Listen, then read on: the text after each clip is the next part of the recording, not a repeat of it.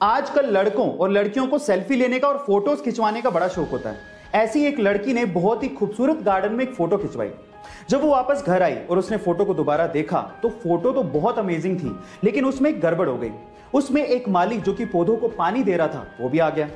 अब उस लड़की ने अपने एक दोस्त जो कि एडिटर था उसको उस माली को हटाने को कहा, तो उस लड़के ने माली को तो हटा दिया, लेकिन साथ ही साथ उस पार्क की रौनक को भी खत्म कर दिया। अब एक उजाड़ से पार्क में लड़की खड़ी थी, ऐसी फोटो उसने बना दी।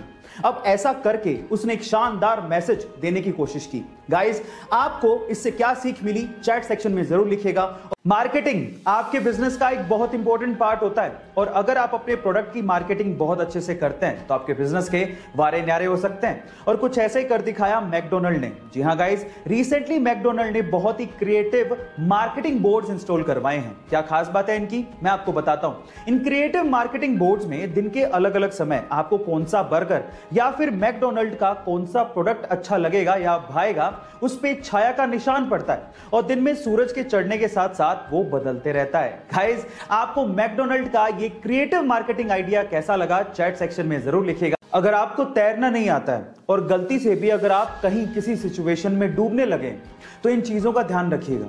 सबसे पहले घबराइएगा मत, क्योंकि जब आप घबराने लगते हैं तो मांसपेशियां ज्यादा ऑक्सीजन खींचने लगती हैं, जिससे ऑक्सीजन की कमी हो सकती है और इस सिचुएशन में ये आपके लिए खतरनाक हो सकता है। नंबर 2, अपने सिर को ऊपर रखें और सामान्य तरीके से सांस लें। फेफड़ों में जब हवा जाती है तो वो आपको तैरने में भी मदद करती है। एंड नंबर 3, गाइस, अपने शरीर को खड़ा रखने की बजाय लेटाएं और अपने सिर को पीछे की तरफ रखें, और फिर धीरे धीरे अपने पैर चलाएं और किनारे की तरफ बढ़ने की कोशिश करें। इस तरह से आप डूबने से बच सकते हैं। गाइस, आप में से बहुत सारे लोग हेल्थ कॉन्शियस होंगे और उसके लिए वो सुबह शाम जॉगिंग भी करते होंगे, लेकिन पूरी दुनिया में एक देश ऐसा है जहां पर जॉगिंग करना गैर कानूनी है। इसका मतलब यह है कि अगर आप जॉगिंग करते पकड़े गए तो आप लोगों को जेल में डाल दिया जाएगा। जी हां, और वो देश है पूर्वी अफ्रीका का बुरुंडी देश, जहां के राष्ट्रपति ने सन 2014 में जॉगिंग को गैर कानूनी करार दे दिया था, और उसके पीछे की वजह यह बताई थी कि जॉगिंग की आड़ में बहुत सारे लोग असामाजिक गतिविधियां करते हैं।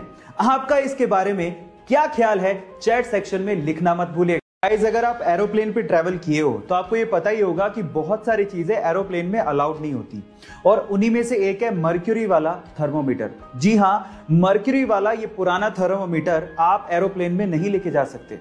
उसके पीछे का रीजन क्या है मैं आपको बताता हूं।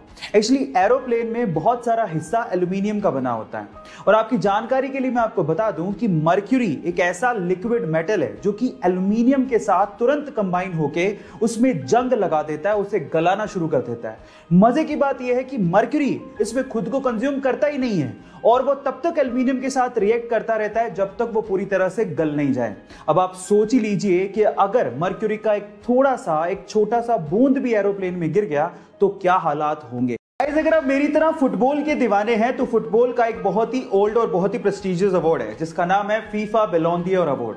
बैलोन d'Or एक्चुअली एक फ्रेंच वर्ड है जिसका मतलब है गोल्डन बॉल, यानी कि ये अवार्ड है गोल्डन बॉल अवार्ड। और मजे की बात यह है कि 2007 के बाद से इस अवार्ड को लगभग 2 ही खिलाड़ी जीतते आए हैं, और वो 2 महान खिलाड़ी हैं Cristiano Ronaldo and Lionel Messi. मजे की बात यह है कि लियोनेल मेसी ने इस अवार्ड को 2007 के बाद से 6 बार जीता है, और क्रिस्टियानो रोनाल्डो ने इसे 5 बार जीता है। और 2020 में पहली बार ऐसा हुआ है कोरोना के चलते जब यह अवार्ड किसी को नहीं दिया गया। गाइस, ऐसे ही इंटरेस्टिंग फैक्ट्स के लिए YouTube पे हमारे चैनल को सब्सक्राइब कर लीजिए, और अगर आप इंस्टाग्राम पे देख रहे हैं तो मुझे फॉलो करना मत भूलिएगा। मिलते हैं अगली वीडियो में।